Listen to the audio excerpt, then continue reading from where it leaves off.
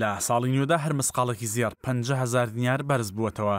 2024 ساڵی زێر بوو بە شێوەیە گەیشتە بەرزترین ئاستی مێژووی خۆی.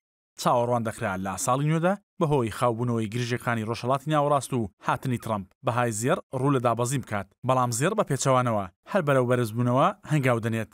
بەپێی بەدواداچوونێکی دیسکی ئابووری 1964 لە 2025دا هەر مسقالێکی زێر 50,000 دینار بەرز بووەتەوە. بە شێوەیەک ڕۆژانە هەر مسقالێکی زێر زیاتر لە 1000 دینار دەچێتە سەر نرخەکەی.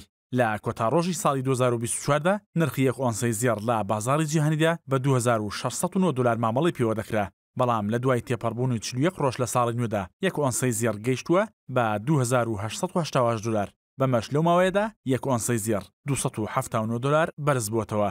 کاریگەری ئەم بەرزبوونەوەیە وای کردووە هەر مسقالێکی زێر لە هەرێمی کوردستاندا 50,000 دینار بەرز ببێتەوە.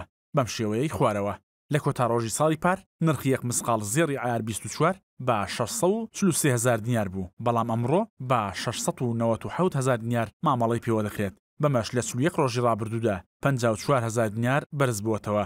یەک مسقال زێری عیار 22 لە 590,000ەوە بووە بە 640,000 دینار، بەمەش 50,000 دیناری ڕێک بەرز بووەتەوە.